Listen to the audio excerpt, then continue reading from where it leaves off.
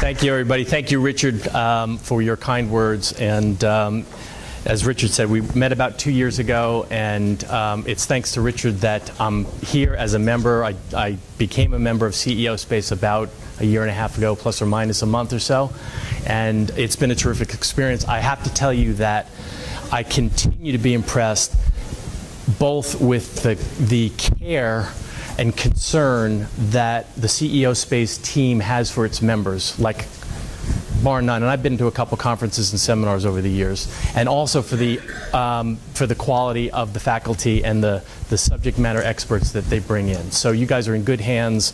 If you're new members, congratulations.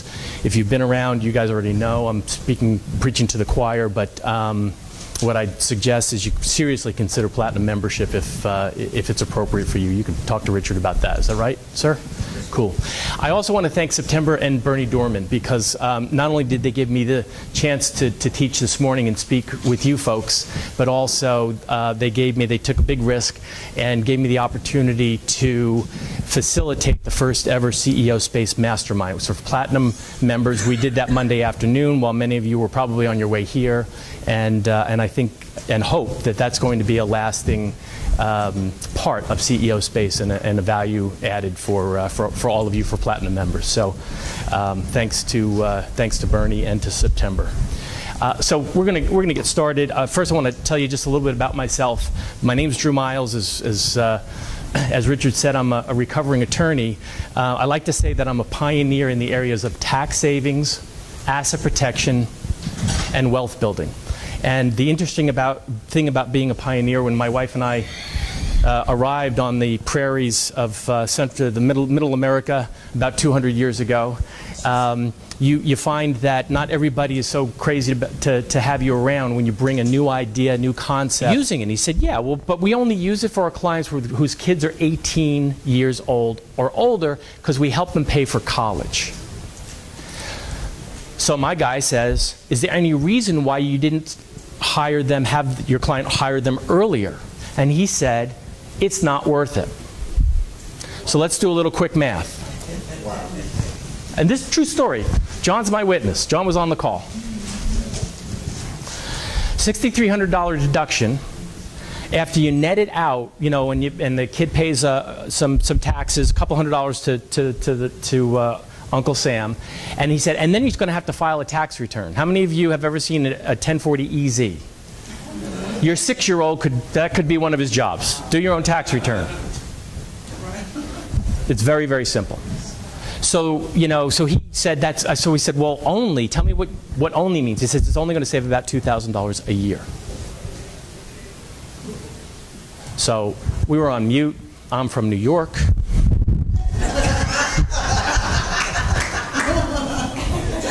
The volume went up a little bit in the room.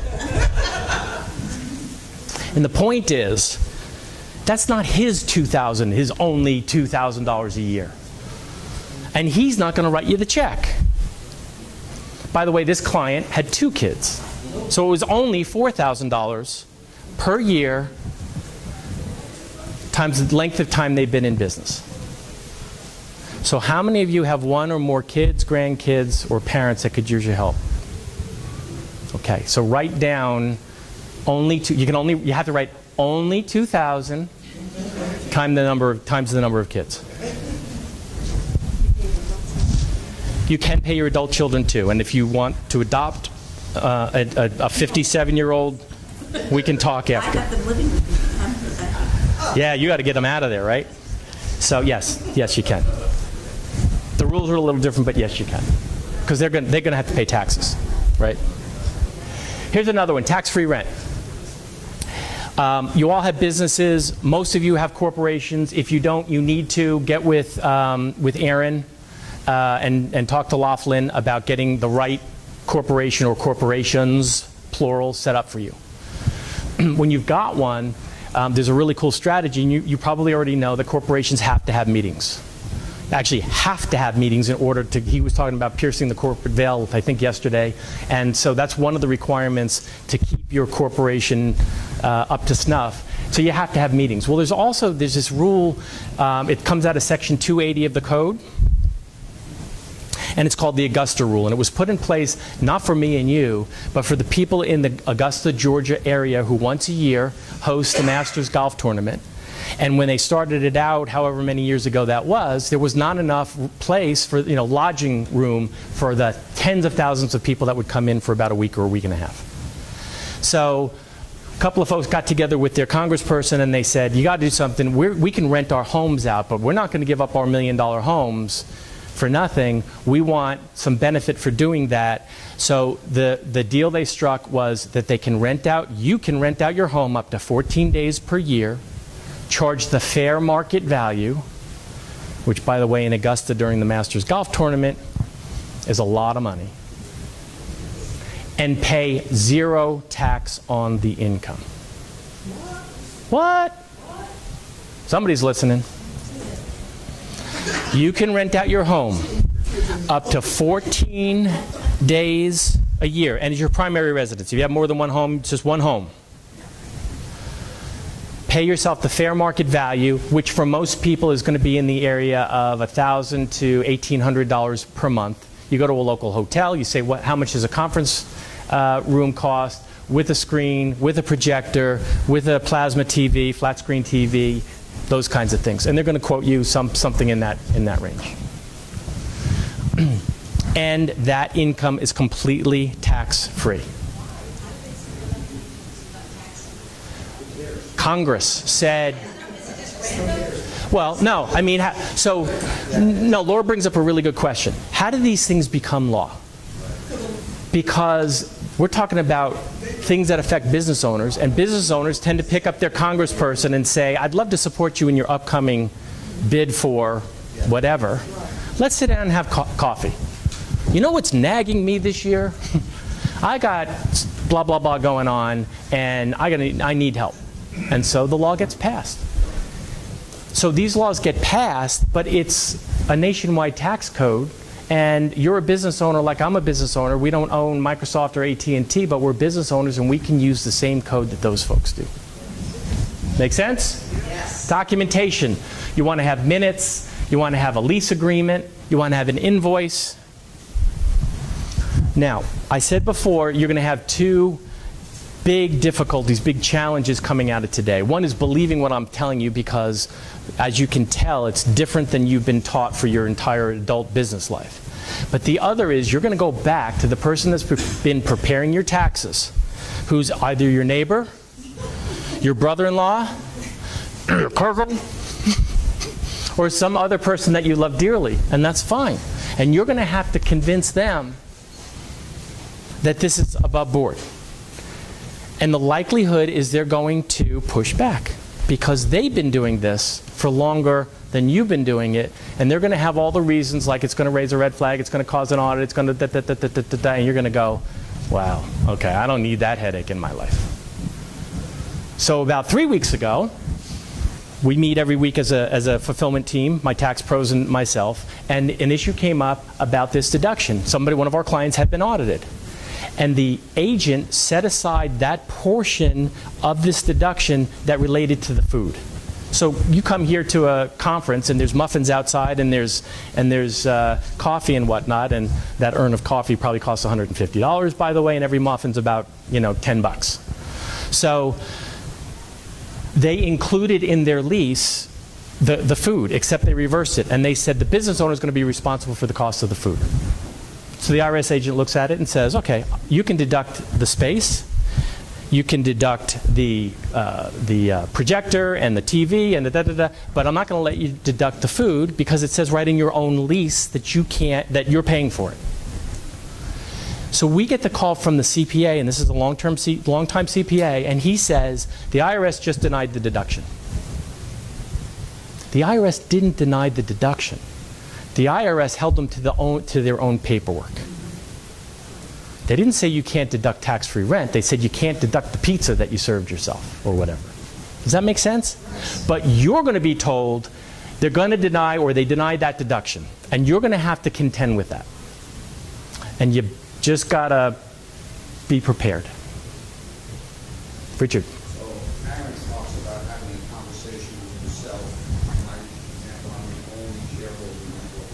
Yeah.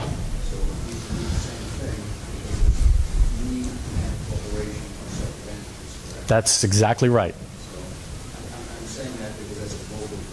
And that'll sound like lunacy to most normal people, but that is in fact the case. Right. The other thing that you could do from time to time is you do your business calls and just block out a day that you're going to be at, having that meeting, and have calls and take notes. I called Drew and we talked about such and such. I called Bernie and we talked about such and such. And then it's a business meeting in that space. Yeah. But your corporation and you are two different things, and the law requires you to deal with them that way. You know what happens if you treat your company, your corporation's bank account, as if it were your own? It's commingling. So this is the reverse of, this is uncommingling. Yep, you're right. We're two different things. We're two different entities, two different people, and I'm going to deal with it that way. Hold the questions for just a bit, okay? I want to make sure we cover a lot, and then I'll come back. Travel expenses. We've all traveled. You guys, many of you have traveled. Curtis is from Charlotte. Where'd you come in from? Here in Orlando, Winter Park. Okay, you had a quick drive. But people have come in from all over the country. Richard came in from California, et cetera, et cetera. So we all travel. We all go to conferences. We all go to some nice places, and we all like to have fun in the process if it's possible. So here's what you need to do to convert what we used to call a vacation into business travel. You need to follow some simple rules. The first rule is that so long as the time away, more than 50% of your time on the road can be called or attributed to business days, then 100% of the expenses that you incur in the course of that travel are deductible. 100%. 50% of the time. If you're away for 10 days, 5 days has to be toward business. Could be 6, could be 7, but at least 5 days, and then all of your travel expenses, including the incidentals while you're gone. And just to make sure that we're on the same page, reasonable expenses. If you go out and you buy a Ferrari while you happen to be here at the conference, that's not going to fly. Unless you use it for business, and then it's a whole other conversation, right? So all the normal stuff that we do, including meals, including if you run over to Disney, and the tickets, the food, at Disney I'm talking about, in addition to here. Even the quote-unquote personal days that weren't the business days are deductible. That's right. So here's rule 2. You guys getting this? It's O.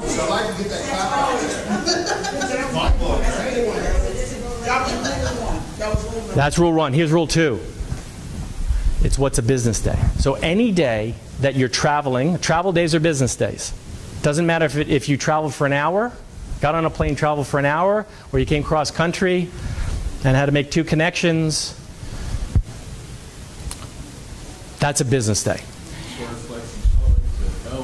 Yep. That's a business day. That's right. And then I can go to the beach. Well, let's get there. Okay. So you fly on Thursday. That's a travel day is a business day. You meet somebody on Friday, arranged ahead of time, and it's in your diary. So that's a business meeting. You've been gone 2 days. You've got 2 business days. You pre-arrange to meet somebody else, or maybe to have your annual meeting, because you can have an annual meeting at a very nice place, on Monday. So now you've got a business meeting on Friday and one on Monday, and because you've got the 2 weekend days sandwiched in between 2 meetings, now Saturday and Sunday become business days. And with a little creativity, I haven't worked it out indefinitely, but I'll bet you could stay on the road darn near forever and write it off. I'm not recommending that. I am being recorded. I'm not recommending that. But no kidding. So for those of you that flew in on Monday, and then you came here Tuesday, Wednesday, Thursday, Friday, Saturday, and then you stayed 3 or 4 extra days to go to Disney, to go to Universal, to go wherever, all of that, 100%, including the cost of the Disney or Universal tickets, the food that you eat there, whatever you buy, even, a t-shirt or 2. Not a new suit. To hold the questions for a bit, I promise you I will get to them. Let's do this. Documentation. Just take minutes, notes of the meetings that you have. You're going to have airline tickets, and you're going to have credit card statements, and you're going to have your hotel bill and all of that stuff. that simple. Nothing fancier than the stuff you'd normally get plus the minutes of your meeting. And if you take your family with you and you have a family business meeting while you're there, and any business owner that I know meets with their family pretty often about business, so do it someplace nice, for crying out loud. And you stick an extra day or 2 or 3 in there, you do your meeting, you go to Disney, you go to wherever, you go skiing for a 3, 4, 5 day trip, and like that. That's a legitimate way to use that one. Medical expenses. Another one of my favorites, because once again, this is one that I see that is just mishandled most of the time. So, show of hands, how many of you have been told that your medical expenses are not deductible this year because they weren't high enough? Look around the room. How many of you have been told that your insurance deductibles and copays are not deductible? How many of you have seen this form in your tax return called the Schedule A, and yours looks just like this? No kidding. Blank. Before you. Before me. Yes. Thank you. Thank you. BD. BD. I've seen, so about 90-something% are completely blank because it's not worth filling it out, because this rule says, as an individual, you can deduct your medical expenses if they exceed 10% of your adjusted gross income, which means if you're making $200,000 a year, you got to have more than $20,000 to even begin, in which case you're probably not working anyway, right? You're not healthy. There's other stuff going on. So, different rule. And by the way, this is a rare improvement that's been made recently, because just this year they actually improved this rule. So there are guidelines, there's stuff that you got to follow, but here's the general idea. If you have a written medical reimbursement plan, it's about 2 pages long, that says your company can pay for your medical expenses, it can pay for all of your out-of-pocket medical expenses from $1. You don't have to wait until you hit some threshold. From $1, including insurance premiums, deductibles, co-pays, including things that are not paid for by insurance, chiropractic, dental, therapeutic massage. Those of you that are fortunate enough to sleep on a Beamer, completely deductible. What's the fancy mattresses? Thermopedic? What are they going for now? 10, 12 grand? Get a note from your doctor, your chiropractor, that says this will be beneficial to my health. Is that 14 made up, or how's that? Yeah, that's one of our forms. You can look it up, or we can, No, medical. Hair replacement, apparently not. She does notes for people. Yeah. Yeah, great, cool, that's great. So you got to have the documentation, and again, you've got to have the documentation. But the sad truth is, even with the documentation, you hand the documentation over to your tax pro, they may or may not. I got to say this. In the decades we've been doing this, I would say about 80% of the CPAs, tax people that we work with clients, are pretty open-minded. And they're, if we provide them the documentation, sometimes a little explanation, they'll get on board and they're fine. About 10% of them, after reading the white papers that we give them, and really rolling up their sleeves and asking a bunch of questions and kind of getting coached through by our tax pros, they come around. About 10% of them, you could do backflips, somersaults, it doesn't matter. They're not doing this, they don't care, they're not going to sign your tax return, and if you don't like it, go somewhere else, which I strongly recommend.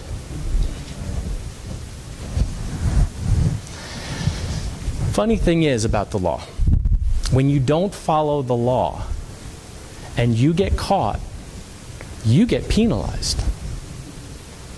But your CPA, if they don't follow the law and it costs you tens of thousands of dollars every year, I'm just being cautious. I don't want to get you in trouble. Sometimes that's what's going on, sometimes it's malpractice. And you got to decide. And you've got to have the intestinal fortitude to withstand this, because that's what you're going to get. You're not going to hear, oh, that's wrong, or that code section was changed, or that was, overruled 10 years ago. You're not going to hear that. You're going to hear, you don't want to raise any red flags, you don't want to get yourself audited, you don't want any trouble, do you? You get it. Home office. A bunch of you said you had a home office. So in order to deduct your home office, almost all of us have that either in the basement or in the spare bedroom, right? Got a 4-bedroom house, only 3 are being occupied.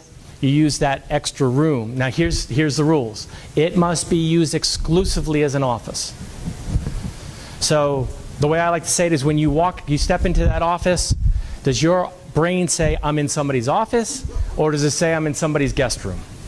Because if there's a day bed there, or a cot, or something like that, But if there's a desk and a computer and a bookcase and phone, and that's where you do your work, that's a home office. But the cool thing is, it's not just that 10 by 10 or 12 by 12 old bedroom that you've got, but it's the common areas. If you've got to walk in your front door, across the great room, down the hall, and hang a left to get to your home office, then that common area gets included into the calculation.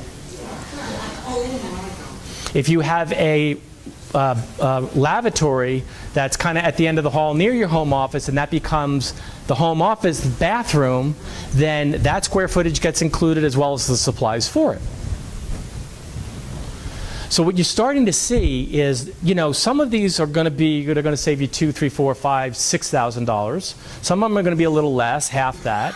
Some of them might be $8,000, but you start to add it up, and it's not that much money suddenly or slowly becomes, whoa, that's a lot of money.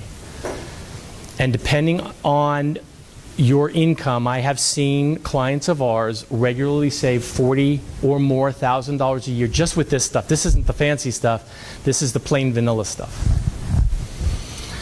Documentation, real quick. So pictures, take out your phone, snap some pictures of the office, of the hallway that leads to the office, of the bathroom that you're using as for the office. Sketch your floor plan. Maybe you got a set of blueprints from when the house was built.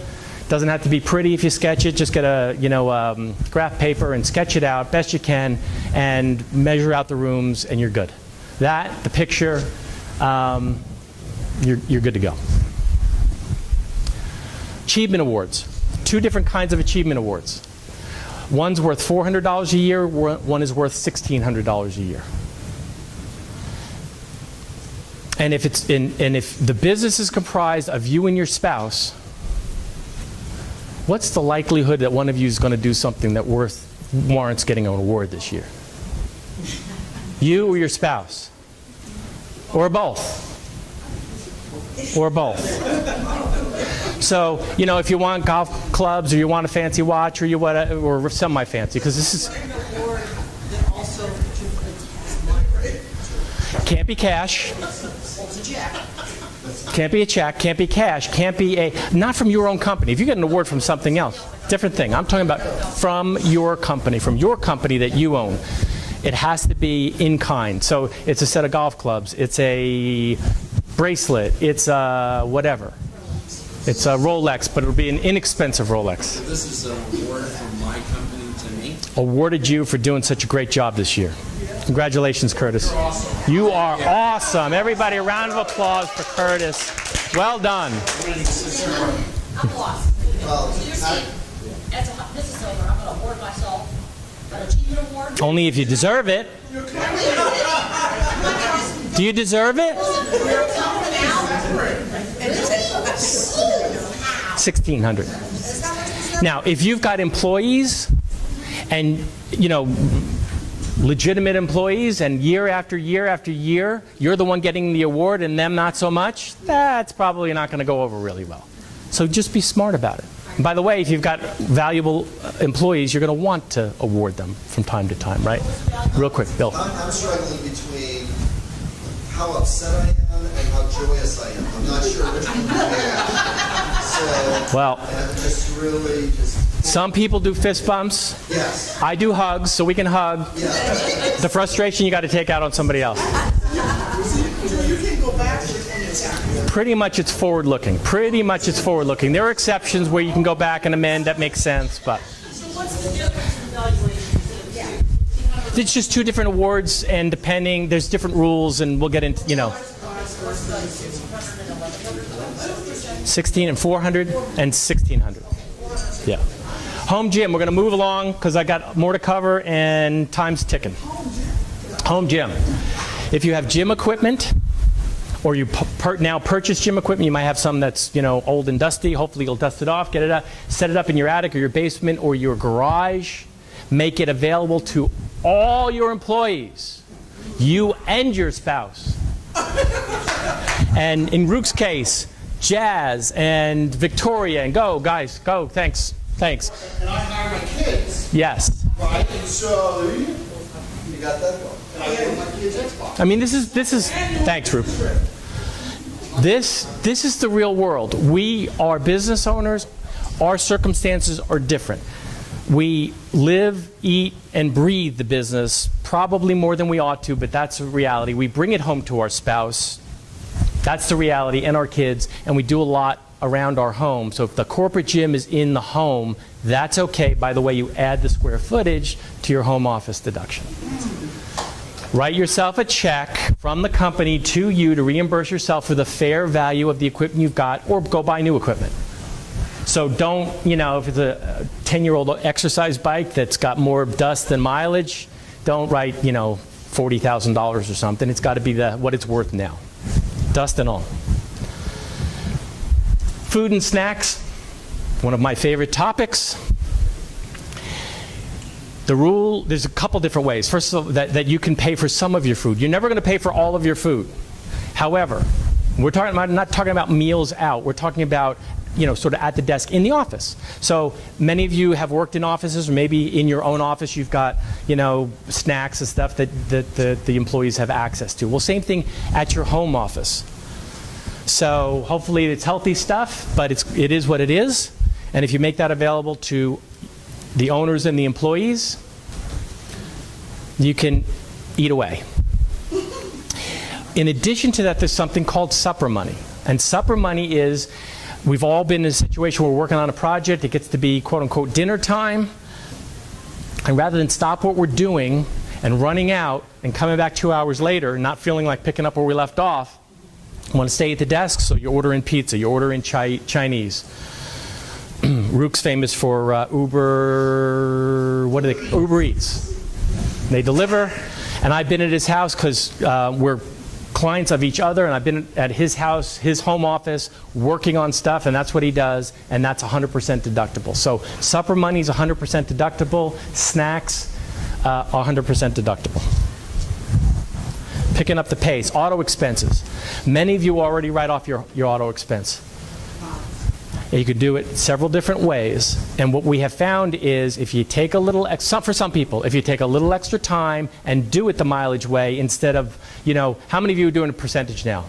50% of my business miles or expenses, 70%, 80%, and that number was calculated with mathematical precision and certainty, right? Because your CPA fed it into a computer, and it said, based on all of this data, no. You pulled the number out of the sky. Your CPA said, how much do you use your bill? Do you use it 80% or 90%? 90%, that's the okay. But there are some times when if you track your mileage, because there's certain things, like driving up from Vero Beach to here, that's business miles for me. Driving back is, if I went to see a client in the meantime. And you start tracking it, and there are times, certain years, where that's way better way for me to do it, and it might be for you. Nowadays, they got apps, makes it way easier.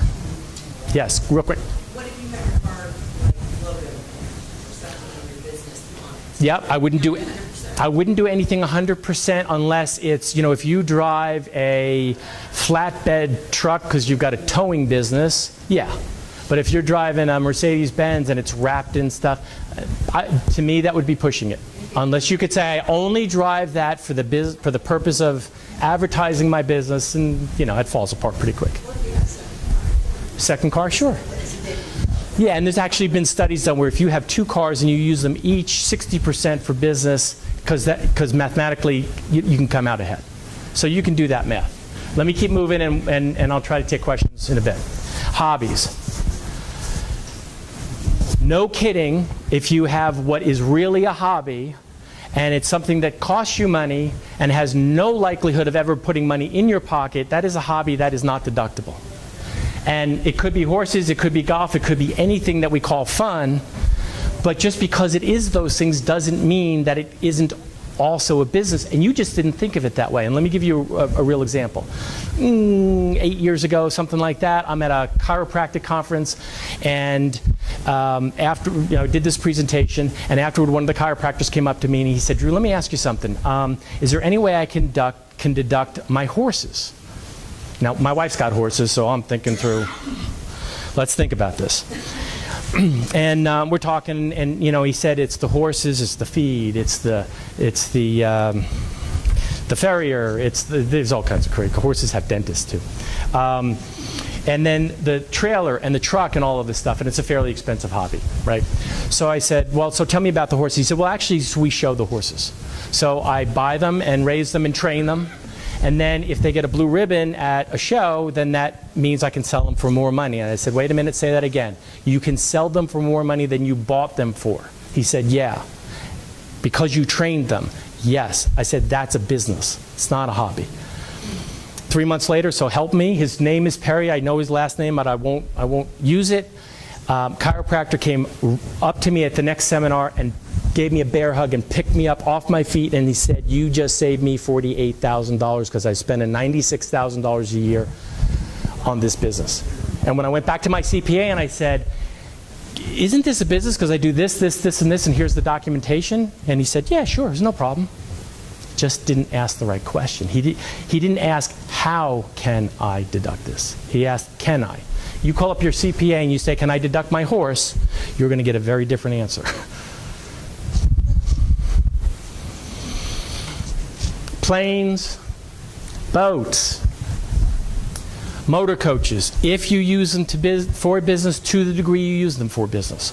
So had a client a number of years ago in Sebastian, Florida, which is right down by where we are in Vero, and he's a realtor.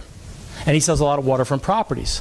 And so he wants to show this particular waterfront property to a client, and the client says, no, don't even bother showing it to me because I can't get my boat up the canal there. And he says, how big's your boat? And he says, it's 28 foot. And he says, well, mine's bigger, so let's get in mine. If we can get up the canal and dock at the house in mine, then we can do it in yours. You can do it in yours. And he said, okay, let's get in the boat. And he got in the boat, and he took him up there, pulled right up to the dock, and the guy said, sold. So when you use your boat for business purposes, you use your plane. We do a lot.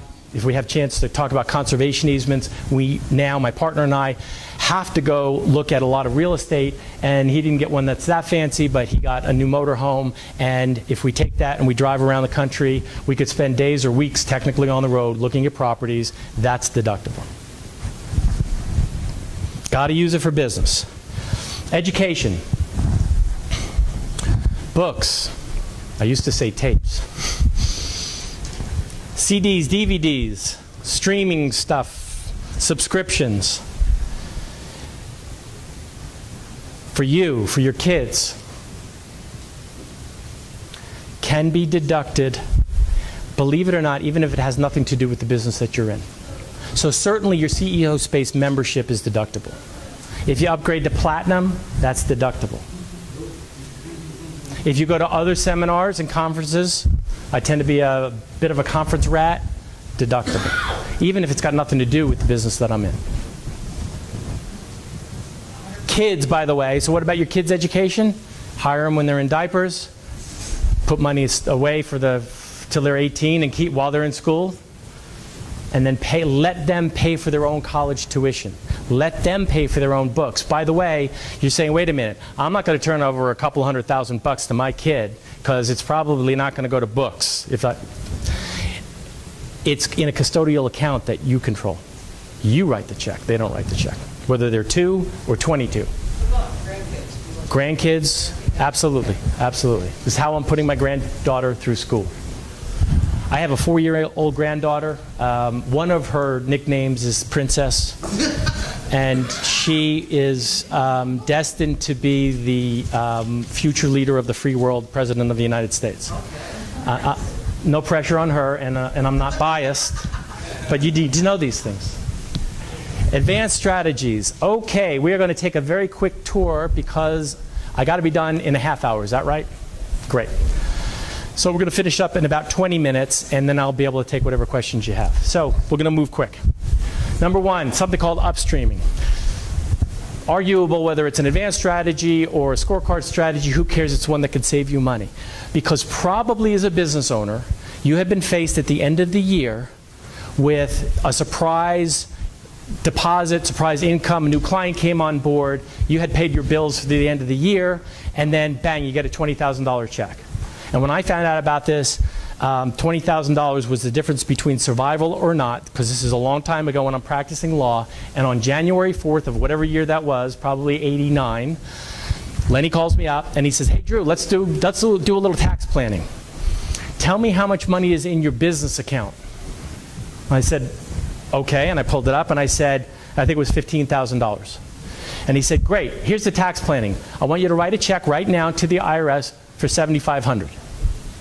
That's tax planning. I said, what are you talking about? I paid my rent. You asked me what the balance was on December 31st. It's now January 4th. I've paid my rent. I paid the phones. I paid this. I paid that. I've got, you know, whatever it was, $3,000 left. I don't have $7,500. And he said, you don't understand. We're talking about the IRS. Write a check to the IRS for $7,500. Real life. If I had known this technique, which is simply shifting income from one of my corporations to another corporation. Now that's the lay person way of talking. That's the street language. The real more technical language is you hire company 2 that you own to do some service for company 1 that you own, and you pay it a fee for doing that service. And you time it strategically. You don't wait till December 30th and write a check for 50 grand.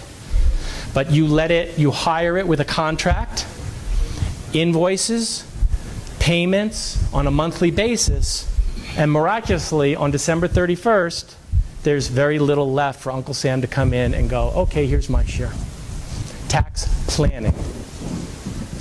Tax avoidance. That's what you're allowed to do. There's also a lot in here. I could spend a couple hours, as could Aaron, about having multiple corporations, even if you're a quote-unquote little person, little guy. So if you go over, well, even this hotel, you come into this whole hotel, and I don't know this for a fact, but I'll just tell you how it could be structured, and it's very typical. You valet your car, they bring it over to some parking lot, you come in, check in, you get your room. You go to the restaurant to have a meal. Definitely you go down to the Disney store and you buy a t-shirt for your granddaughter, and you do business with them. And what you didn't probably realize is you likely did business with 4 or 5 different corporations. They don't wave their arms, they don't tell you that. That's what's going on behind the scenes. You could care less. You got the t-shirt, you're fine. But that's the way you want to be thinking. Own nothing, control everything. Aaron's the guy to talk to about that. And I did it again. Okay. Quick one for anybody. Let me give you the general idea. Many of you are manufacturing something, and you may not even think of it that way, but you're making something. And there's a special deduction, we call it the D-pad deduction, a bunch of rules and regulations around it, but depending on how much of those manufactured stuff that you are selling, there's an extra roughly 9% tax deduction that you can get for it. So a common usage, dentist, if you need a crown, they don't send it out and have you come back 2 weeks later, you know, for the permanent, put on a temporary, right in the back room, you can even hear it drilling away. They're making that crown right there. That's manufacturing. And we have clients who are dentists. I was looking at an example yesterday that they saved over $1 million. No, take it back. They saved $140,000 last year by this strategy, because $1 million of their income was derived from manufacturing. Compounding pharmacists. So some pharmacists just buy the meds and then they dispense them. Some of them actually compound in the old-fashioned way. That's manufacturing. Some computer programming that results in a new app or a new program. Those kinds of things. So if you're making something, whether it's from scratch or you're combining a bunch of things to have a new thing, that could be manufacturing, yes. Would it include production as well? Packaging? Sorry. It might if there's something unique about it. Let's sit down and talk, okay? That's a tough one. That's a tough one. But if you have product that results from that book, like videos and, I almost dated myself, you know, cassette tapes and 8-tracks. Cost egg. Any building owners here? Rental properties? You may have heard this. You may or may not be doing it. I hope you're doing it. It's simply this. Normally, the entire value of your building, you got $1 million building, it's going to get depreciated straight line over 39 years. But IRS, the code, actually recognizes that there's some things that don't last 39 years. The carpet won't last 39 years. The drapes, the HVAC system, stuff like that. And so some of those things can be depreciated on an accelerated basis over 5 or 7 years. And examples I saw yesterday, totally depends on the value of the building. Depends on how long you've been missing out on it. We have seen clients that got a $500,000 savings year one. Some less than that.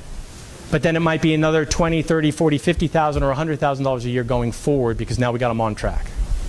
This is one that's often missed. And if you've got rental properties, it's almost definitely being missed because it's not worth the time for your CPA to sit down and figure this out on your $50,000 rental. But if you've got 10 of them, that starts to be real money.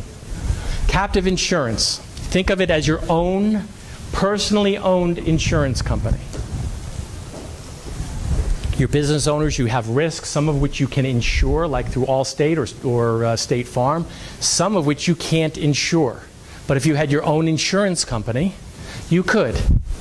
Lots of rules, regulations, code sections, we can guide you through them, but the idea is, let's just say the premiums, and it's all underwritten, it's got to be done very formally, and there's an actuary involved, and they do all the math, they're the smart people, and they say, okay, based on what you're telling me, your risk can be underwritten by your own captive insurance company for $100,000 a year.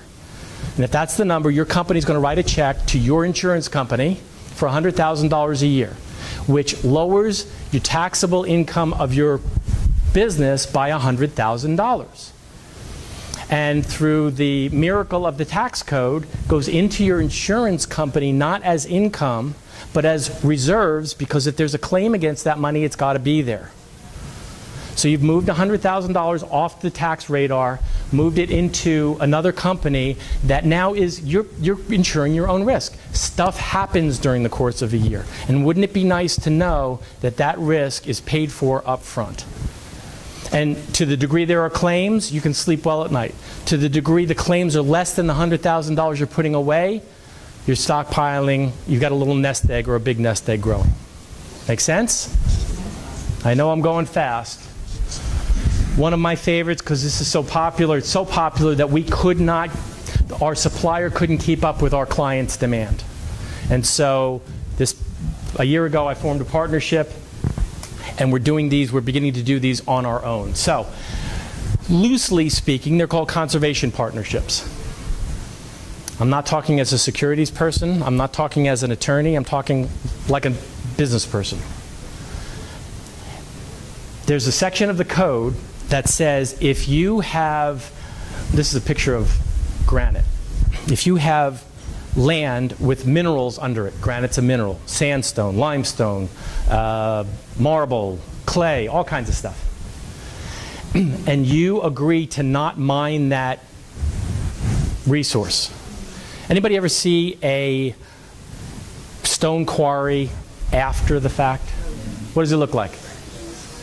A big hole in the ground, right? Big hole in the ground. It's like we used to get upset about strip mining. They come in and they mine coal that way, and they just leave this big, sore spot. Same thing. So if you've got, and here's kind of the way it works. If the land's worth $1 million the way it is, vacant land, but there's $20 million worth of granite underground, and they can figure that out. There's scientists and geologists that go out and they drill and they figure out how much is there and what's the market value now. And we always think of granite as the granite countertop that we've got, but there's also a big use is cemetery monuments and also gravel for roads, right? every highway has to have like 8 to 12 inches of this stuff. So let's say there's $20 million under the ground. They take the difference between the $1 million it's worth now, the $20 million that's in the ground. There's a $19 million tax deduction if you agree to never mine that land. Now, most of you don't have the time or the interest or probably even the resources to go out and buy a piece of land like that. Nor do you need $19 million in tax deductions. But we partner up with people that have these projects. We do them now ourselves.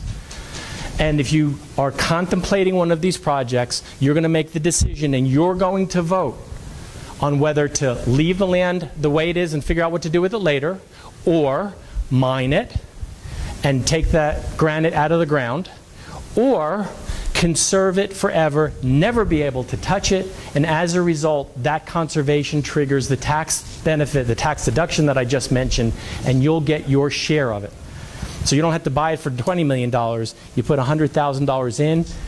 Typically, we see clients, if they vote the project into conservation, I'm going to say again for the camera, if you vote the project into conservation on your own, voluntarily, you get your share of that $19 million deduction, and it wouldn't be unlikely for somebody to invest $100 and get a tax benefit of $150 to $180, depending on the state you're in. If you're in California, it's going to be on the north end of that $180 range. That's just an example. Most people, thank you, most people, most of our clients invest between $30 and $50 or $100,000. And so you can do a little math. Very popular, really cool. The President of the United States has been doing this for years. You probably heard about it in the fall, about his golf courses. So if he can do it, we can do it. Hold your questions if you would, and I will come back to them.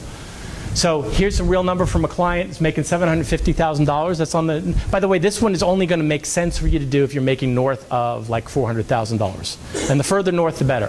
So $750,000.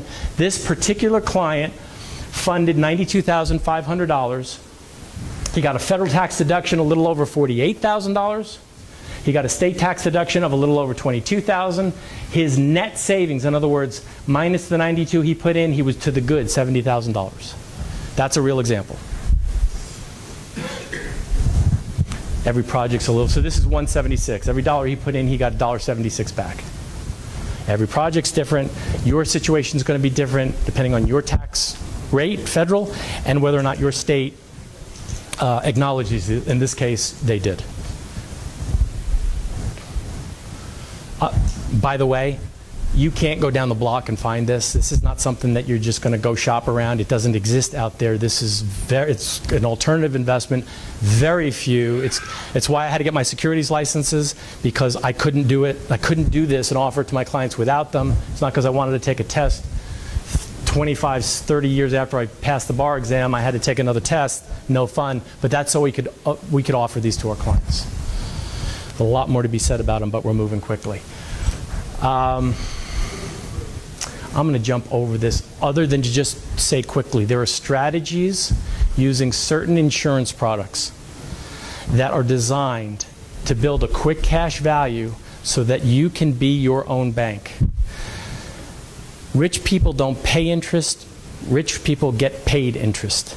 And you can have a policy in place that if you want to buy a house, you pull the cash value out of the policy, buy the house, your mortgage payment every month goes to you, and now you're making interest, you're not paying interest.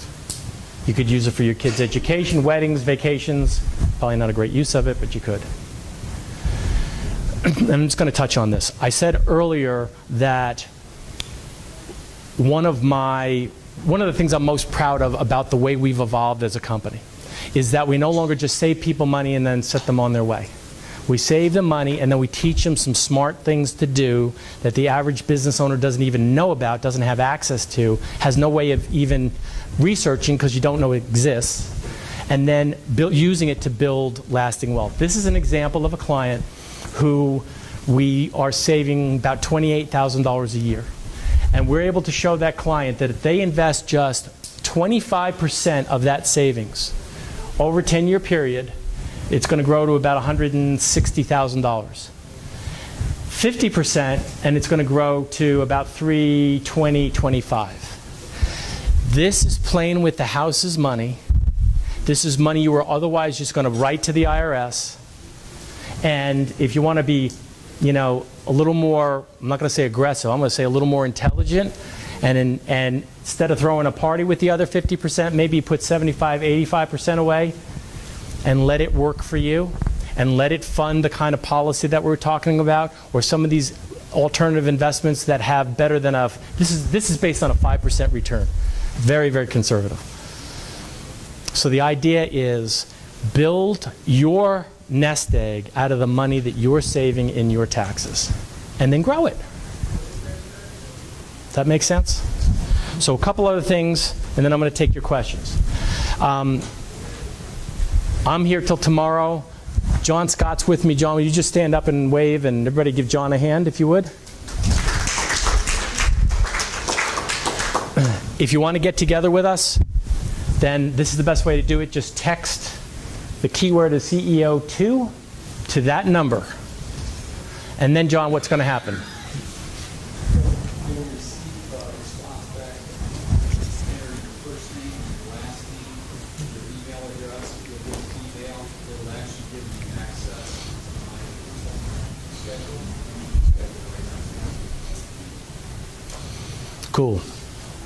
We're not selling anything. We're not selling consulting services. We're not selling our time. This, no kidding, I reached out to September, I don't know, 4 months ago, something like that, and I said, I've been a member now for almost a year and a half. This is missing from the curriculum, and we need to get it in here. So we're here truly to support you, to help you out, to answer your questions, to get you on the right track, and to strategize ways maybe that you can approach your CPA and educate them. Trying to think if there's anything else. So let's just use the remaining 10 minutes or so and take questions. Richard, let's start with you.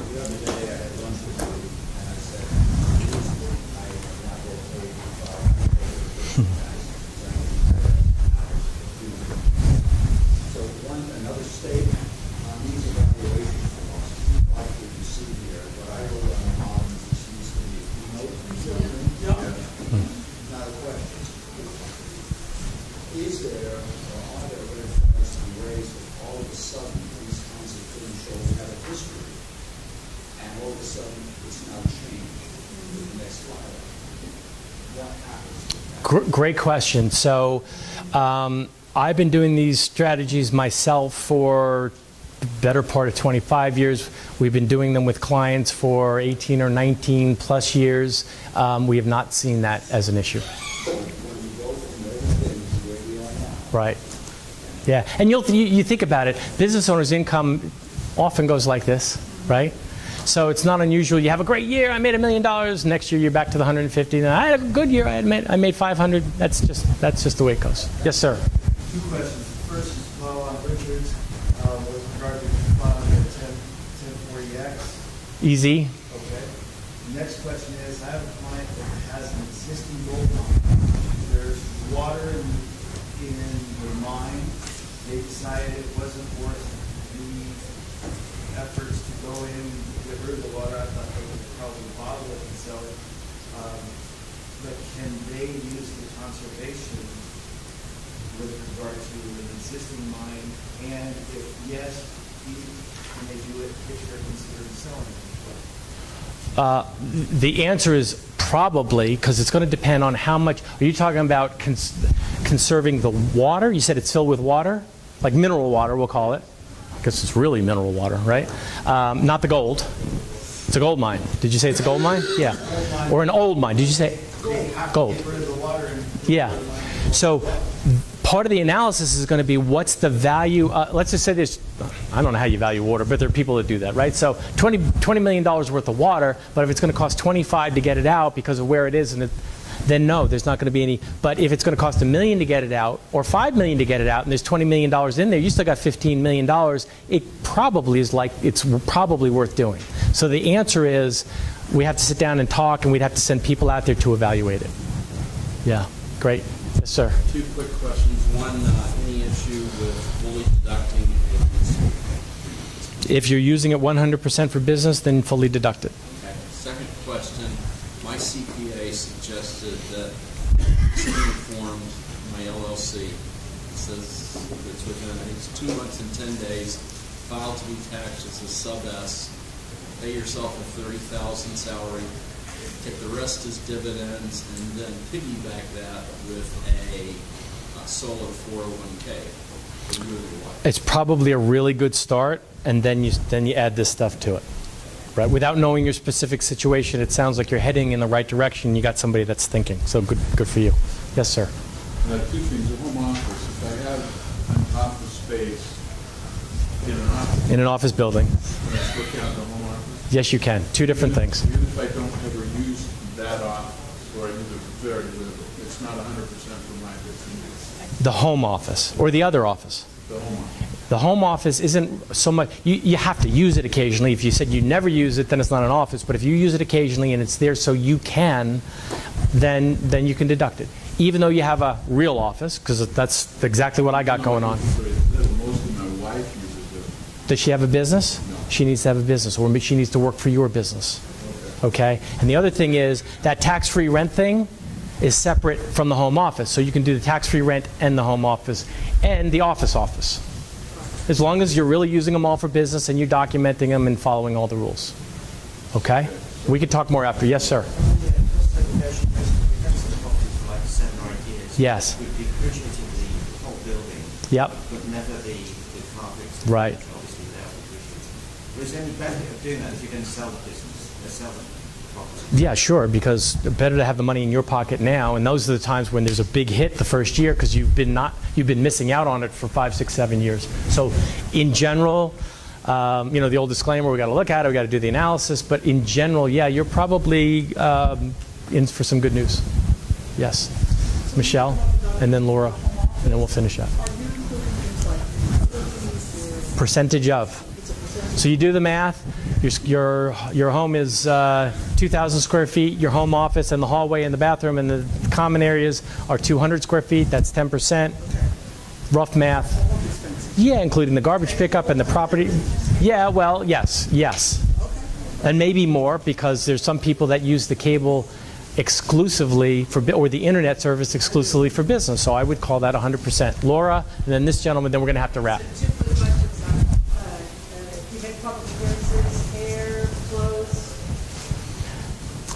If it's used in connection with, so hair, yes, if you're traveling on business, your hair, your nails while you're out, whether you're doing a photo shoot or not. If you buy wardrobe exclusively for a photo shoot, you can deduct it. If you start wearing that out the following week, probably not so much. If I start wearing it out next week, we got a real problem on our hands. As an actor, I could deduct all that, like for auditions. Yeah, because you're buying it for the audition. If I'm an actor, Yes. so my cap is going to be his employee himself. Mm-hmm. Let's sit down and take a look. See. Yeah. Just. And this gentleman, then we got to wrap. The 14-day rental, Yes. can you deduct it for your personal properties as well as the LLC? Just the one primary home that you live in. That's it. That's it. Yeah. If you got 10. Vacation home, No. No. Now, you can use the vacation home to do one of your meetings beyond the 14, by the way, right? So if you want to do an annual meeting, you could do it at some fancy hotel, or you could do it at your cabin in the woods or your vacation home or whatever. Yep. Makes sense? Yeah. We're going to be around. I know a lot of you have questions. We'll be around. Myself, John. Do me a favor, text it, because that'll, if you follow the steps, you got to text it and then respond to the link you get. That'll put you right on our calendar, and it's a little confusing, but bear with us. And if that doesn't work, just grab us. We're going to be around. I want to thank each and every one of you. Thank you. And I want to thank